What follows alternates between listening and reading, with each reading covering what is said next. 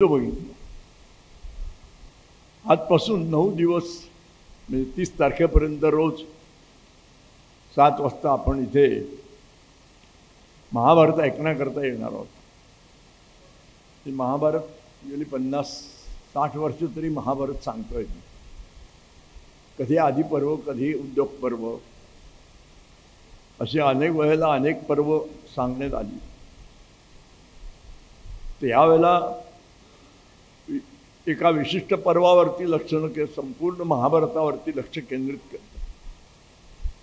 हा ग्रंथ इथे आणण्याचं कारण असं की ज्या ग्रंथावरून आम्ही महाभारता अभ्यास करतो किंवा मी केला तो ग्रंथ आहे तरी केवढा. तुम्ही काही बघणार नाही, तुम्ही काही विकत आणणार नाही, आणि त्याहीपेक्षा वाचनालयात जाऊन वाचणार नाही.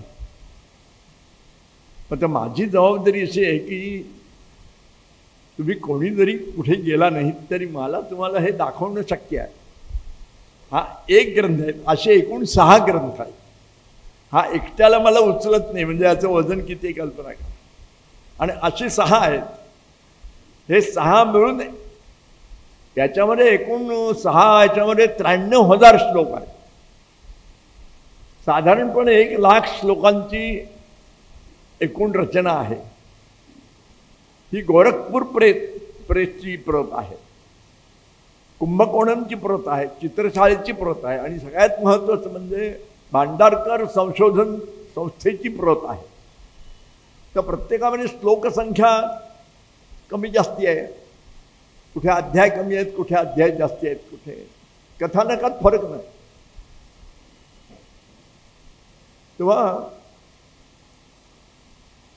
हा ग्रंथ तुम्हाला दिसावा, बघावा तुम्ही म्हणून आणला. या ग्रंथाच्या संदर्भात एवढंच काम आहे. तर पहिला श्लोक काय या महाभारताचा? नारायण नमस्कृत्य नरंचैव नरोत्तमं देवीं सरस्वतींचैव ततो जयमुदीरयेत. प्रत्येक पर्वाची सुरुवात अशी आहे. आणि हा ग्रंथ आणण्याचा उद्देशच हा की या ग्रंथाचा शेवट काय आहे, कोणत्या श्लोकांनी शेवट केला आहे. हा ग्रंथ हा 6वा खंड आहे. आणि या एका ग्रंथामध्ये अनुशासन पर्व, अश्वमेधिक पर्व, आश्रमवासिक पर्व, मौसल पर्व, महाप्रास्थानिक पर्व आणि स्वर्गारोहण पर्व अशी एकूण 6 पर्व याच्यात आहेत. आणि या 6 पर्वांचे अध्याय 276 आणि एकूण श्लोक संख्या या ग्रंथामध्ये 15,764 आहे. त्याचा शेवटचा जो श्लोक आहे हा तुम्ही ऐकण्याकरता मी एवढ्याकरता ऐकवायचा आहे की निदान महाभारताचा पहिला आणि शेवटचा श्लोक तरी आम्ही ऐकला आहे एवढं तुम्ही म्हणू शकता. आणि मूळ महाभारत न वाचता हे महत्वाचं. सगळ्यात शेवटचा जो पर्व आहे त्याचं नाव स्वर्गारोहण पर्व. आणि त्या स्वर्गारोहण पर्वामध्ये सगळ्यात लहान पर्व फक्त 5च अध्याय आणि 218 श्लोक आहेत. आणि युधिष्ठिर स्वर्गाला स्वदेह गेला ही कथा त्याच्यात आहे. हे बघा 218 श्लोक आहेत, 5 अध्याय. आणि याचा शेवटचा श्लोक मी म्हणतो आणि मग अर्थ सांगतो. तुम्ही सगळे भाग्यवान आहात आणि लक्षात ठेवायचं. त्याचं कारण तुम्हाला मी आता यातला श्लोक वाचल्यानंतर कळेल. यो गोशतम कनकसंगमयं ददाति विप्राय वेद विदुषे सुबहुश्रुताय पुण्यांच भारत कथान सततम शृणोती तुल्यम फलम भवति तस्य च कस्य च. याचा हिंदीमध्ये अर्थ दिलेला आहे, तो आधी वाचून दाखवतो म्हणजे काय मी तुम्हाला भाग्यवान का म्हटलं. जो गवों के सिंग में सोना बढ़ाकर वेदवेत्ता एवं बहुश ब्राह्मण को 100 गौवे दान देता है और जो महाभारत कथा का प्रतिदिन श्रवण मात्र करता है, इन दोनों में से प्रत्येक को बराबर ही फल मिलता है. एखाद्या चांगल्या विद्वान ब्राह्मणाला एखादी गाई दोन्ही शिंगामध्ये सोन्याने मढवून पायामध्ये चांदीच्या खडावा घालून, अंगावर उत्तम वस्त्र घालून अशा 100 गायी जर एखाद्या ब्राह्मणाला जर एक देत असेल तर त्याला मिळणारं जे पुण्य आहे ते पुण्य आणि महाभारत कथा ऐकणाऱ्याला मिळणारं पुण्य सारखंच आहे. म्हणजे तुमच्या एक लक्षात येईल की लगेच गाईचं दान करायची गरज नाही. कोणी करायला निघालेलंच नाहीये. त्याची अडचण अशी आहे, नुकतीच मिळालेली गाई मिळत नाही. पहिली गोष्ट, गाई आणि वासरू घेणारा ब्राह्मण मिळत नाही. आणि ब्राह्मण मिळाला तर तो म्हणतो हिला सांभाळायचं कसं म्हणून तो घेत नाही. आणि समजा तरी तुम्हाला बरं वाटतं म्हणून घेतलं तर तो तुमची पाठ वळायच्या आत विकून टाकतो. कारण गाई सांभाळायची व्यवस्थाच नाही. इथे नाही, खेड्यात सुद्धा मी अनेक खेड्यामधल्या लोकांना विचारलं इथे गाय दिली तर चालेल का, त्यामुळे घेणार कोण, सांभाळणार कोण, तिला चरायला नेणार कोण. आता ह्या सगळ्या गोष्टी बंद पडल्या. त्यामुळे आता गाय देता येत नाही. पण गाय देता येत नाही म्हणून वाईट वाटायचं कारण नाही. महाभारताचा एक श्लोक वाचला तरी चालतो. तर तुम्ही सगळे भाग्यवान आहात, कारण तुम्हाला काहीही श्रम न करता पहिलाही श्लोक ऐकायला मिळाला आणि शेवटचाही श्लोक ऐकायला मिळाला. त्यामुळे इथे जो हरिपाठा करता येणारा समाज आहे, या वास्तूमध्ये जो आता गेली 35-40 वर्ष हरिपाठ चालू आहे त्याचीही आज ऐकायची फलश्रुती आहे. हो हो, एक लक्षात घ्या की तुम्ही फक्त पसायदान म्हणतात आणि तुम्हाला बाकी काहीही माहिती नाही तरीही महाभारत वाचायची गरज नाही असा पसायदानाचा अधिकार आहे. 1959 डिसेंबर पासून आज सकाळपर्यंत माझं पसायदानात खंड पडलेला नाही. ज्याला पसायदान म्हणता येतं आणि बाकी काहीही करता येत नाही त्याला काहीही करायची गरज नाही असं माझं मत आहे. इतका पसायदानाचा अधिकार आहे आणि ते पसायदान पुन्हा महाभारतातल्या गीतेवर आधारित आहे. त्यामुळे तुम्ही पसायदान म्हटलं म्हणजे गीता आली आणि महाभारत पण आलं. सगळेच के दाजी वंशिकर असणार ह्या ग्रंथाचा अभ्यास करणार आहे. त्यांची काहीतरी व्यवस्था हवी की नको, ती आहे. आता एक गोष्ट सांगतो ती ऐका. ती व्यवस्था का आहे त्याचं असं झालं की सगळे ऋषी म्हणजे जाणकार ऋषी जे फार शिकलेले होते त्यांची चर्चा चालू आहे आणि त्यांच्या चर्चेचा विषय असा आहे कृतयुग, त्रेतायुग आणि द्वापारयुग आणि कलियुग. तर कलियुग नुकतंच सुरू झालेलं आहे आणि ही चर्चा चालू आहे. आणि त्या 10-15 जे सगळे मोठमोठे ऋषी आहेत, नामांकित ऋषी आहेत, त्यांच्यामध्ये एकमत होत नव्हतं. काही जण म्हणाले कृतयुग श्रेष्ठ आहे, काही जण म्हणाले द्वापारयुग श्रेष्ठ आहे. पण अंतिम निर्णय होईना. अंतिम निर्णय होईना म्हटल्यानंतर सगळ्यांनी असं ठरवलं, 4 वेदांचा विभागणी ज्यांनी केलेली आहे आणि अष्टादश पुराण ज्यांनी लिहिलेली आहे असे जे सर्वज्ञानी आणि सर्वविध क्षेत्रातले जाणकार महर्षी व्यास, आपण त्यांना भेटावं आणि त्यांना हा प्रश्न विचारावा. आणि म्हणून ते सगळे 10-12 ऋषी व्यासाला भेटण्याकरता गंगेच्या किनाऱ्यावर आले. मी त्यांना कळलं की महाराज इथे आहे.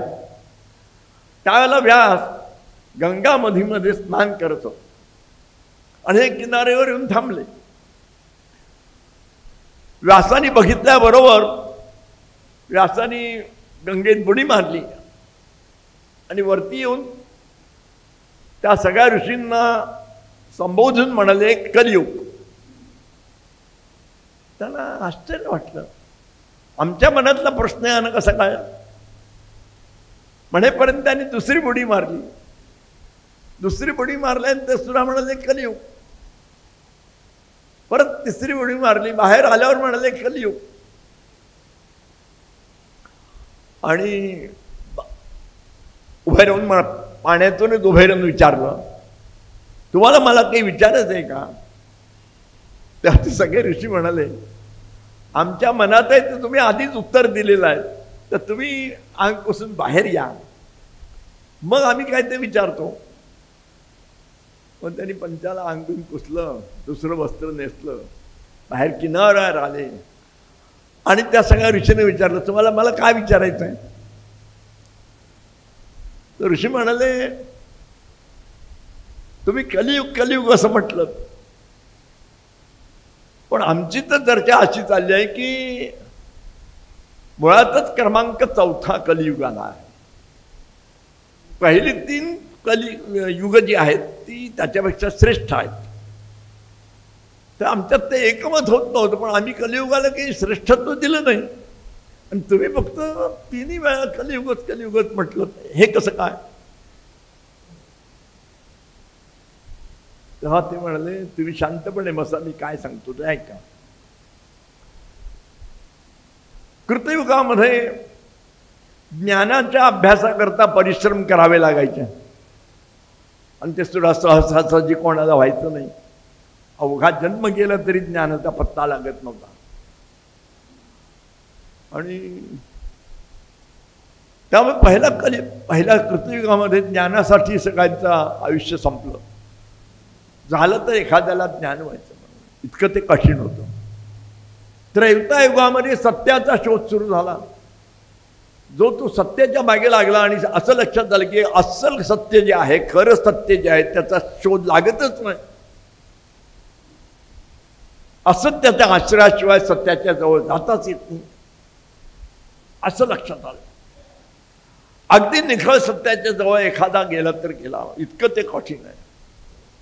द्वापार युग सुरू झाल्यानंतर असं लक्षात झालं की आपल्याला जर अंतिम मोक्ष प्राप्ती पाहिजे असेल तर यज्ञ केला पाहिजे. त्यामुळे जो तो राजा, राजसूय यज्ञ, अश्वमेध यज्ञ, विश्वजित यज्ञ ते तर मोठ्या प्रमाणात करतच होते. पण घराघरात सुद्धा होम हवन सुरू झालं, अग्निहोत्र सुरू झालं, इष्टी सुरू झाली. पण इतक्या सगळ्या प्रयत्नानंतर सुद्धा कोणाला निरामय आनंद ज्याला म्हणतात, मोक्षप्राप्तीचा जो क्षण आहे तो ज्याला म्हणतात, तो फार क्वचितच कोणाला लाभला. पण कलियुगाची गोष्ट वेगळी आहे. कलियुगामध्ये ज्ञानासाठी तपश्चर्या करावी लागत नाही, सत्याचा शोध घेण्यासाठी जावं लागत नाही, यज्ञयाग होम हवन करावं लागत नाही. कलियुगाचं वैशिष्ट्य असं आहे, तुम्ही सुशिक्षित असावा, शिक्षित असा, स्त्री असा, पुरुष असा, अड्याणी असा, जाणकार असा, तुम्ही कोणी कसेही असलात तेव्हा केवळ नामस्मरणाने सुद्धा तुम्हाला गती मिळते. म्हणून कलियुग श्रेष्ठ आहे. हो, आता तुम्हाला माहिती आहे की नाही मला, पण मी इथे जवळजवळ 35 ते 40 वर्ष हरिपाठ चालू आहे. लोकांनी यावं आणि ऐकावं ही भूमिका नाही. आम्हाला नेमून दिलेलं काम आहे ते आम्ही करतो. जमेल तर बसा, नाही बसलात तर या वास्तूमध्ये सगळीकडे ते घुमत राहिलं. या वास्तूमध्ये नव्हे, या ठाण्यात पोचलं. ठाण्यामध्ये जर काही चांगली माणसं चांगल्या पद्धतीने वागत असतील तर त्याचं कारण इथे असणारा जो प्रतिध्वनी आहे तो ज्ञानेशांच्या वाणीचा आहे. आणि ज्ञानेश्वर जर अमर आहेत तर त्यांची वाणी अमर आहे. आणि ती वाणी अमर जी आहे ती पामर माणसांना अमरत्वाकडे घेऊन जाण्याचं काम करते. म्हणून ठाण्यामध्ये लोक राहायला येतात. हे माहिती आहे का तुम्हाला? तेव्हा जिथे कुठे कीर्तन चालू असेल, जिथे कुठे प्रवचन चालू असेल, जिथे कुठे भजन चालू असेल, त्या ठिकाणी आपण कान देऊन ऐकलं पाहिजे. जमलं तर बसलं पाहिजे, नाहीतर त्याला प्रोत्साहन तरी दिलं पाहिजे. एवढं जरी केलं त्याचं कारण असं आहे की तुम्हाला जर भजन करता येत नसेल तर भजनाची व्यवस्था तुम्हाला करता येतं की नाही. ते जरी केलं तरी भजन न करता तुम्हाला श्रेय. म्हणून कलियुग मोठा. साधी गोष्ट बघा ना, हा ग्रंथ वाचायचं म्हणजे संस्कृती यायला पाहिजे. हा ग्रंथ वाचायचं म्हणजे अभ्यास करता आला पाहिजे. हा ग्रंथ वाचायचं म्हणजे अभ्यास करण्याकरता तयारी असली पाहिजे.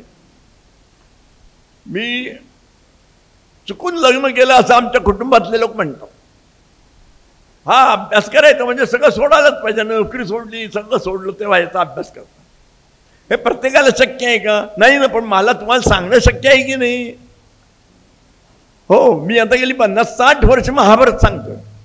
कमीत कमी 5 लाख लोकांना मी आत्तापर्यंत महाभारत सांगितलेलं. आणि हो, आणि याचं वाचून दाखवतो तुम्हाला, म्हणजे कळेल. माझ्या पदरचं बोलत नाही. जो महाभारत सांगतो तो आणि जो महाभारत ऐकतो तो या कलियुगामध्ये काहीही न करता मोक्षाला जातात. हो, तेव्हा तुम्हाला एक गोष्ट नक्की आहे, अशी कल्पना करा, तुम्ही या काळापूर्वी कसलंही साधना केलेली नाही आणि आजपर्यंत केलेली साधना नसल्यामुळे पुढेही तुमच्याकडनं साधना होण्याची शक्यता नाही. त्यामुळे निराश व्हायची गरज अजिबात नाही. कारण आज महाभारत ऐकताय ना, वाया नाही जाणार.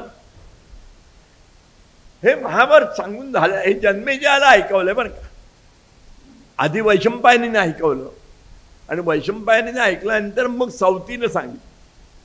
आता सवतीनं सांगितल्यानंतर सगळं महाभारत सांगून झाल्यानंतर, स्वर्गारोहण पर्व झाल्यानंतर जन्मेजयाने पुन्हा प्रश्न विचारलेला कोणाला? वैशंपायनाला, की तुम्ही महाभारत सांगितलं आणि सगळ्या आमच्या पूर्वजांची कथा ऐकवली, त्याबद्दल आम्ही धन्य झालो. आम्ही तुमच्या ऋणातून मुक्त होणार नाही. पण या महाभारत श्रवणाचा काही विधी आहे का? जसा भागवताचा आहे, 7 दिवसात भागवत संपवावं, श्रोता कसा असा, वक्ता कसा असावा, तर असा काही विधी आहे का? असा त्यांनी प्रश्न विचारल्यानंतर जवळजवळ 101 श्लोकामध्ये महाभारत कथेची विधी आहे, ऐकण्याचा आणि सांगण्याचा विधी त्यांनी दिलेला.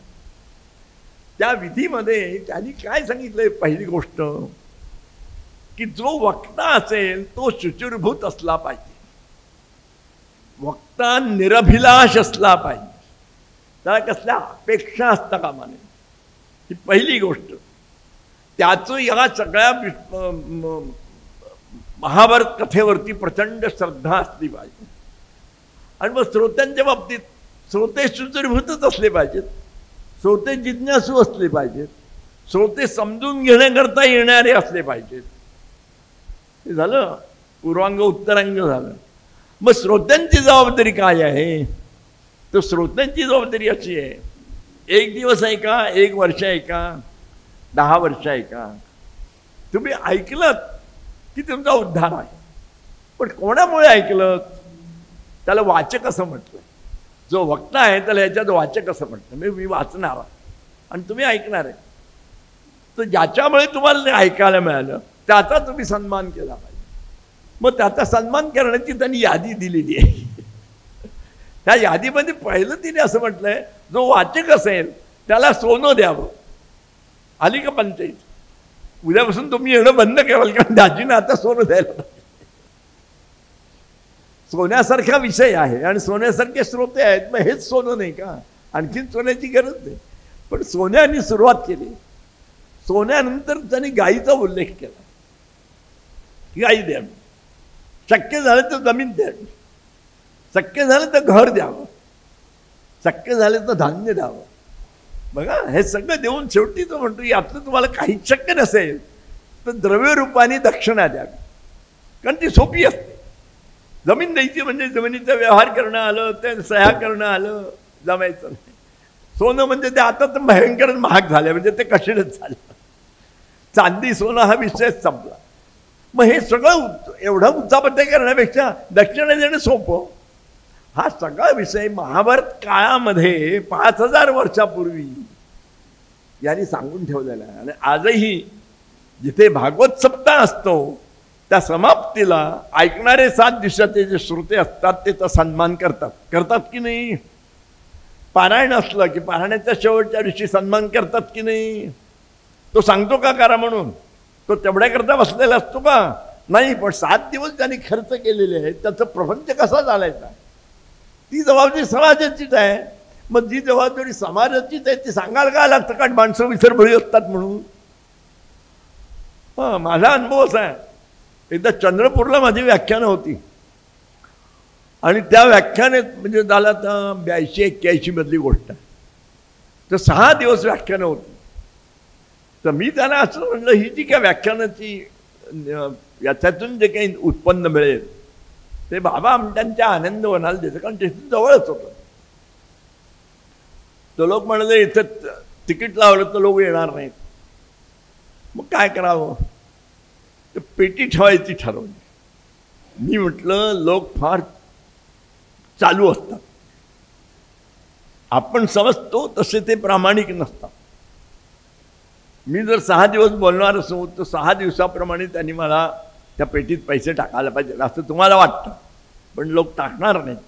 त्यापेक्षा तुम्ही ₹8 त्यावेळेला स्वस्तही होते, ₹8 तिकीट ठेवा, ₹8 कोणी देईल. तर ते काही त्यांना पटलं नाही आणि त्यांनी पेटी चौथाला उभारून त्याच्यावर पेटी ठेवली. तुम्हाला आश्चर्य वाटेल, 6 दिवसामध्ये ₹700 सुद्धा जमले नाहीत. म्हणजे माझा राहण्याचा आणि जेवणाचा प्रवासाचा खर्च त्याच्यापेक्षा जास्त होता. मग मीच माझ्या बदलचे ₹300-400 घालून ₹1000 केले आणि मग त्यानं. तर आपल्याला जे त्याचं कारण माहिती आहे का, पैसे नसतात असं नाही, द्यायचीच हाताला सवय नसते, हे त्याचं कारण. हां, आणि ज्या घरामध्ये ज्यांच्या हाताला द्यायची सवय नसते त्या घरामध्ये व्याधी कधीही नाहीशा होत नाही, हे तुम्ही लक्षात ठेवायचं. प्रतिग्रह जिथे आहे त्या घरामध्ये सातत्यानं डॉक्टरचा निवास असतो, तो डॉक्टर बाहेर जातच. मग प्रतिग्रहाला पर्याय काय, प्रतिग्रहाला दान हा पर्याय. एका हाताने घ्यायचं आणि 2 हाताने द्यायचं अशी व्यवस्था आहे, आणि असंच असलं पाहिजे. आता इथे मी महाभारत सांगतो, हे दातृत्व, हे देणंच आहे ना, असा विषय ठरलेला नाही आहे. 10 दिवस 9 दिवस बोलल्याबद्दल तुम्हाला एवढं मानधन मिळेल असा विषय ठरलेला नाही आहे. त्याचा आणि याचा काय समजा ठरला असला तर याचा आणि त्याचा संबंध काही नाही, तो व्यवहार आहे. त्या व्यवहाराचा आणि इथे बोलण्याचा काय संबंध आहे का, फक्त ₹100 मानधन ठरतं, ₹100 बोलायचं असं काय असतं का, नाही नाही, इथे जे व्यास सांगतील ते बोलायचं. आणि म्हणून तात्पर्य असं की जर तुमच्या घरामध्ये, एक तर पहिली गोष्ट लक्षात ठेवा, ज्यांच्या घरामध्ये दातृत्वाची परंपरा आहे त्या घरामध्ये आनंद, समाधान, संतोष, यश, वैभव, ऐश्वर हे राहणारच, वाढत राहणार, कमी होत नाही. माझा अनुभव आहे 1 वर्षाचा, माझा हा तसा आहे. हो, एक तर पुस्तकं विकत घेणं हा नाद आहे आणि पुस्तकं देणं हा दुसरा नाद आहे. शाळेच्या मुलांना गणवेश देणं, शाळेच्या मुलांची फी देणं, लग्नाच्या मुलीचा बस्ता देणं, कितीतरी सोप्या सोप्या गोष्टी आपल्याला करता येतात, पण आपण करत नाही, कारण आपल्या वडिलांनी केलेलं नसतं, आपल्या शेजारपाजाऱ्यांनी केलेलं आपण बघितलेलं नसतं, आपल्याला माहीत नसतं, आपण देत नाही. आणि असं द्यायचं, आमचा काय संबंध, आम्ही काय जबाबदारी घेतली असं आपण म्हणतो. पण तुमच्या एक लक्षात ठेवा, आपल्या घरात येणारी प्रत्येक वस्तू करता हजारो हात खर्च पडतात. आपल्याला समजा बाजरी भाजी असेल तरी बाजरी सुखासुखी आपल्या घरी येत नाही, त्या व्यापारापर्यंत येण्याकरता 1000 हात लागतात. तेव्हा ती बाजरी आपल्या दुकानात येते आणि दुकानातून आपल्या घरी आणायचं झालं तरी आपण आणत नाही, आपण डिलिव्हरी बॉयला सांगतो. म्हणजे पण त्याला कामच आहे ना. ही सगळी माणसं जेव्हा राब राबतात, उन्हातानात राबतात, तेव्हा तुम्हाला 2 वेळचं सुखाचं जेवण मिळतं. मग त्यांच्याकरता काहीच आपली जबाबदारी नाही. आणि ही जर जबाबदारी ते पाळत नसतील आणि फक्त मौजच मजा करत असतील, त्यांच्या घरामध्ये समाधान, यश, आनंद येणार कुठून सांगा. रस्ताच नाही ना, सगळे रस्ते बंदच केले. हा, कारण त्यांना द्यायची सवय नसल्यामुळे घ्यायची सवय, मग ते घेता घेता वाढत राहतं, वाढत राहते, हावरटपणा वाढत राहतो. मग सरळ मार्गाने मिळण्यापेक्षा मग वाम मार्गाने मिळाले तरी चालेल, पण घ्या. म्हणून ज्यांनी भ्रष्टाचार करून जे अधिकारी झालेले आहेत आणि निवृत्त झालेले आहेत, त्यांचं पुढचं 25 वर्ष अत्यंत वाईट असतं. त्याला कोणी, त्यांना घरामध्ये असंतोषच असतो, त्यांच्या घरातच गुंड जन्माला येतात. त्याचं कारण सगळं अन्न भ्रष्टाचाराच्या पैशांनी खाल्लेलं आहे. त्या मुलामध्ये विवेकानंद जन्माला येणारच नाही, हे लक्षातच ठेवायचं. तेव्हा जेव्हा तुम्हाला शक्य असेल तेव्हा महाभारत ऐकायचं, जेव्हा तुम्हाला शक्य असेल ते महाभारत ऐकवण्याची व्यवस्था करायची. जर तुम्हाला शक्य असेल आणि तुम्हाला असं वाटलं आपण महाभारत वाचावं, तर आणखीन दोघांना बोलवायचं, ऐका मी वाचतो. खूप झालं, दुकानात पुस्तकं मिळतात, मराठी भाषेतलं महाभारत मिळतं, ते आणायचं. शेजारी पाजारी सांगायचं मी एक अर्धा तास वाचणार आहे, तुम्ही ऐकायला बसा. बस अर्धा तास झालं की संपलं. त्यांना कळलं न कळलं, आपल्याला कळलं न कळलं, आपण काय वाचतो आहोत? व्यासाने सांगितलेलं महाभारत वाचतो आहोत. ते मराठीत आहे, हा चालेल.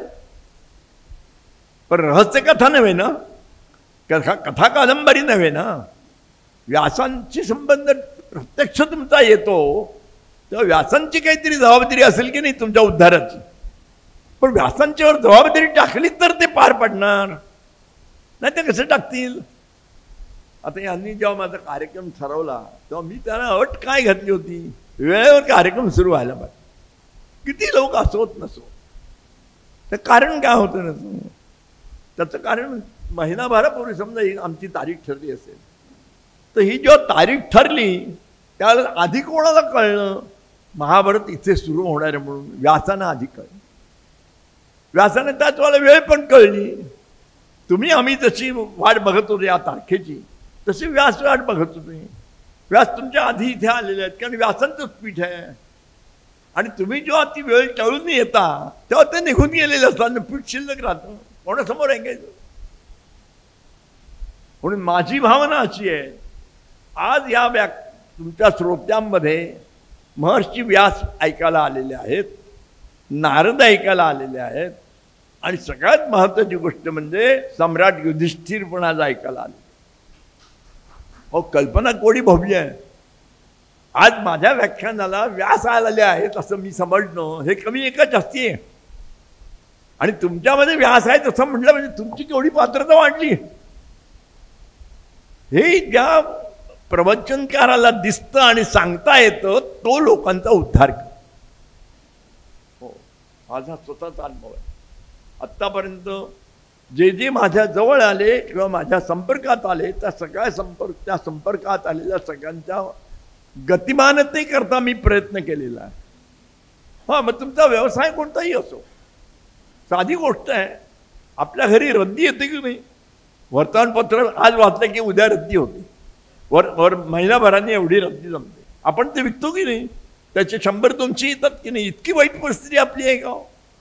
रद्दीचे पैसे विकून संसार करावा इतकी वाईट परिस्थिती आहे का? मग का विकतो आपण? ती का देत नाही कोणाला?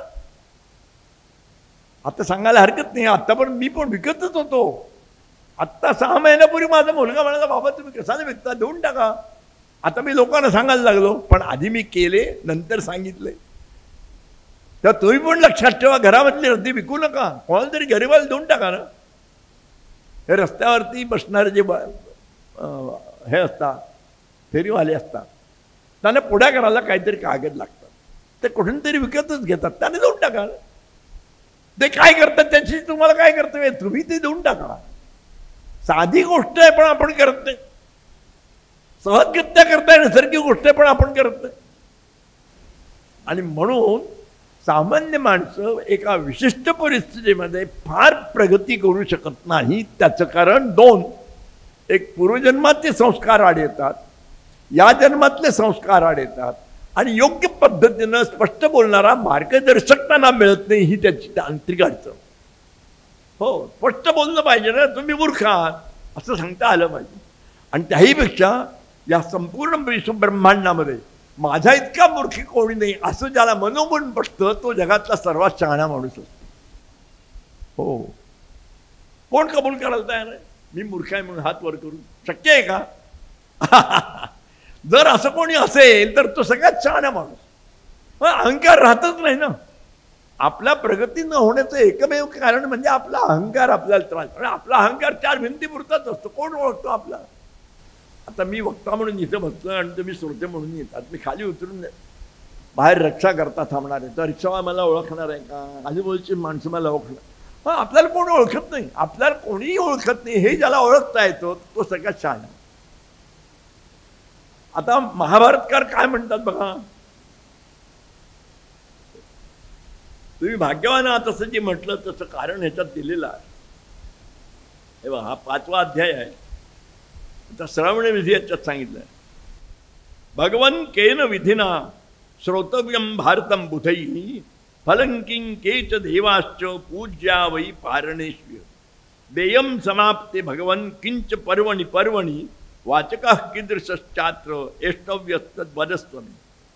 विद्वानों को किस विधि से महाभारत का श्रवण करना चाहिए, इसके सुनने से क्या फल होता है, इसकी पारणा के समय किन दिन देवताओं को पूजन करना चाहिए, भगवान प्रत्येक पर्व की समाप्ति पर क्या दान देना चाहिए और इस कथा का वाचक कैसा होना चाहिए, यह सब मुझे बताने की कृपा कीजिए। हा प्रश्न 5000 वर्षापूर्वी विचारलाय आणि हा कोणी विचारलाय? राजा जन्मेजयाने विचारलाय आणि त्याला वैशंपायनाने उत्तर दिलंय। हे संपूर्ण उत्तर जवळजवळ 100 श्लोकांचं आहे आणि हे सगळं उत्तर दिल्यानंतर ते असं म्हणतात, हे काय आहे? एतत् पवित्रम परमम एतत् धर्म निदर्शनम एतत् सर्व गुणोपेतम श्रोतव्यम भूतिमिच्छा। तुम्हाला जर ऐश्वर्याची प्राप्ति इच्छा असेल, यह महाभारत परम पवित्र है, यह धर्म के स्वरूप का साक्षात्कार करने वाला है तथा यह समस्त उत्तम गुणों से संपन्न है। अपना कल्याण चाहने वाले पुरुष को इसका श्रवण अवश्य करना चाहिए। माझ्या माहितीप्रमाणे इथे आता या मंदिराला 35 वर्ष होऊन गेली असतील, पण ते महाभारत सांगितल्याचं माझ्या ऐकवात नाही। सांगितलं असेल सुद्धा, ते काय मला माहित नाही। कीर्तन होतात, पारायण होतात, पण महाभारत कोणी सांगत नाही। आणि म्हणून इथे महाभारताचं महत्व। आता पुढे बघा, कायकम वाचकं चैव मनसा समुपार्जितम तत्सर्वं नाशमायाति तम सूर्योदये था। तुम्हाला जी मी म्हटलं तुम्ही सगळे भाग्यवान आहेत, त्याचं कारण महाभारत के श्रवण से शरीर, वाणी और मन के द्वारा संचित किए हुए सारे पाप वैसे ही नष्ट हो जाते हैं जैसे सूर्योदय होने पर अंधकार नष्ट होता। अशी कल्पना करा, आपण खूप सत्प्रवृत्त आहोत, आपण सरळ मार्गी आहोत, आपण धर्माचरणाशी निगडीत आहोत, तरीही डोळ्यानं, मनानं, वाणीनं, हातानं अनेक प्रकारचे अपराध घडत असतात। कारण नसताना निंदा ऐकायला लागते, कारण नसताना निंदा केली जाते, कारण नसताना प्राण्यांची हत्या होते। त्या प्राण्याला आपण काही जन्म दिलेला नाही, पण आपण मारतो। झुरळ दिसली का मारतो, ढेकून दिसलं काही मारतो, डास दिसले, ही हत्याच आहे ना। अशा अनेक प्रकारच्या हत्या दिवसभरात घडत असतात। म्हणून आपला संकल्प जो आहे, ममोपात्त दुर्दक्षाय द्वारा, माझ्याकडून संपादित झालेल्या अनेक पापांच्या निरसनार्थ मी संध्या करतो। मी तर सरळ मार्गी आहे, मग पाप होतात कुठून? आपल्या नकळत होत असतात। आणि पापाला प्रायश्चित्त असतं आणि अपराधाला दंड असतो। हा लक्षात घ्या। पाप आणि अपराधातला अपराध हा सामाजिक स्तरावर असतो आणि पाप हे वैयक्तिक स्वरूपात असतं। म्हणून पापाचरण होऊ नये याकरता खबरदारी काय घ्यायची? भागवत ऐकायचं, पारायण करायचं, ज्ञानेश्वरी वाचायची, नामदेव गाथा वाचायची। मी आता माझ्या माहितीप्रमाणे 40 वर्ष तरी झाली असतील, असा दिवस गेला नाही की तुकारामाचा मी अभंग लिहिला नाही। वर्षानुवर्ष माझं काम चालू आहे। मी तुकारामाला विचारायला जात नाही, तो मला सांगायला येत नाही। मी माझी त्याची बोलण्याची इच्छा नाही, त्याची माझी बोलण्याची इच्छा नाही, पण मला प्रत्येक अभंगातून तुकाराम सांगतो, तू योग्य रस्त्यावरनं चाललायस, काळजी करू नकोस। आता असा आवाज यायला लागला, मी तुझ्या बरोबर आहे, काळजी करू नकोस। इतके दिवस ते माझ्या मागे होते, आता ते माझ्या बरोबर यायला लागलं, कारण रोजच तुकारामाचा अभंग म्हटल्याशिवाय आमची संध्या होतच नाही। तुम्हाला शक्य आहे की नाही? मला सांगा, तुमच्यापैकी किती जण रोज तुकारामाचा अभंग लिहितात? हात वर करा बघू। कोण नाही। कसा उद्धार होणार तुमचा? कसा फरक पडणार तुमच्या? ज्ञानेश्वरीचा 1 अध्याय किंवा ज्ञानेश्वरीच्या 5 वेळा रोज वाचायचा, असं कोणाचा नियम आहे? हात तर वर करा। काही नाही, खंक आहात तुम्ही सगळे, शून्य किंमत आहे आपली। हे सगळे ग्रंथ उपलब्ध आहेत, सगळे ग्रंथ विकत घेता येतात, वाचता येतात। असा दिवस नाही गेला की मी ज्ञानेश्वरांच्या 5 वेळा वाचला नाही, असा दिवस गेला नाही मी तुकारामाचा अभंग, माझ्या वयाच्या वया भरलेला आहे। अभंग लिहायचं एवढंच काम, कोणाला हे अर्थ विचारायचा नाही। तुकाराम महाराजांनी इच्छा झाली तर मला ते अर्थ सांगतील, नाही सांगितलं तर पुढचा अभंग लिहायचा। एक अभंग दिवसभरामध्ये 5 वेळा लिहून होतो। 7 दिवस तोच अभंग लिहायचा. अहो मला सांगा, तुकारामांची काही जबाबदारी आहे की नाही? केव्हा तरी त्यांना पाना फुटेल की नाही? केव्हा तरी ते सांगतील की नाही? सांगतात, कानात येऊन सांगतात, हाताचा अर्थ आहे तो त्याचा अर्थ. ते जो अर्थ सांगतात तोच मी इथे बसून बोलतो. मला काही स्वतंत्र अभ्यास करताच येत नाही. हेच सांगतात, असा अभ्यास कर, तसा अभ्यास. तेव्हा तात्पर्य असं की ज्यांनी कोणी महाभारत सांगायचं ठरवलं असेल तर सगळं कामं टाकून आजूबाजूच्या लोकांना घेऊन आपण व्याख्यानाला आलं पाहिजे. हे धार्मिक कार्यक्रम नाही आहे. इथे भजन नाही चालत. मी जय जयकार करायला आलो नाही कारण तुम्ही करतात. काय फरक पडला? एवढाच फरक पडला की त्या जय जयकाराच्या आणि भगवंताच्या नामामुळं तुम्हाला इथे याची प्रेरणा झाली. हा एवढा फरक पडला. आता तुमची जबाबदारी अशी आहे की आता ठरवून आपण साधना केली पाहिजे. मग ते तुम्ही ज्ञानेश्वरीची करा, नामदेव गाथेची करा, तुकारामाची करा. मी आपला सोपा मार्ग तुम्हाला सांगितला. तर मग तुकारामाचा एक अभंग बरं एका दिवशी नाही दिला काय, आपल्याला महाराज काही शिक्षा करत नाही. एक वही आणायची, एक्झरसाईज छोटी वही असते त्याची, नेहमीची शाळेची वही, आणि एका पानावरती 2 किंवा 3 वेळा तो अभंग, 3 किंवा 4 ओळीचा अभंग असतो. एक दिवसामध्ये 3 वेळा अभंग लिहायला काही वेळ लागत नाही. नाहीतरी गप्पा टप्पामध्ये वेळ जातोच ना आपला. खूप झालं नाही, इतके वर्ष तेच केलं, पुढे काय मिळवलं आपण? जरा काहीही गती झालेली नाही, काहीही प्रगती झालेली नाही, काहीही मनाचा विकास झालेला नाही. घरामध्ये सगळ्या तऱ्हेच्या सुखाच्या व्यवस्था आहे. घरात काही नाही असं नाही, सर्व काही आहे. मग नाही का? प्रगती नाही, विकास नाही. तो मनाचा विकास व्हावा लागतो. आपण जिममध्ये जातो पण एकांतात बसून ध्यान करत नाही. लक्षात घ्या फरक. त्यामुळे आपलं शरीर चांगलं होतं, मन तसंच राहतं. मन समृद्ध करण्याकरता ज्या व्यवस्था आहेत त्या आम्ही आमच्या हाताने बंद केलेल्या आहेत. आणि त्या बंद केल्या याबद्दल आपल्याला अभिमानही वाटतोय. आणि ज्यांना अभिमान वाटतोय त्यांच्या चेहऱ्याकडे बघण्याच्या लायकीची माणसं नाही. हो, तुमच्या माहिती करता सांगता एकही पदवी नसलेला मी बघताय. मला मी शिक्षण झालंच नाही, माझं पदवी मिळालीच नाही. मिळणार कशी? अभ्यास केला तर मिळेल ना, परीक्षेला बसलोच नाही. पण 2000च्या वरती आज हे 2011 का 12वं व्याख्यान आहे. असे हजारो म्हणजे एका ठिकाणी असं झालं की 22,000 लोक होते 7 दिवस ऐकायला. महाभारतच ऐकत होतो. कल्पना करा ना, किती लोकांच्या आयुष्यामध्ये प्रकाशाचा किरण माझ्याकडनं गेला असेल, केवढं पुण्य निर्माण झालं असेल त्यांच्या आणि माझ्या आयुष्यामध्ये.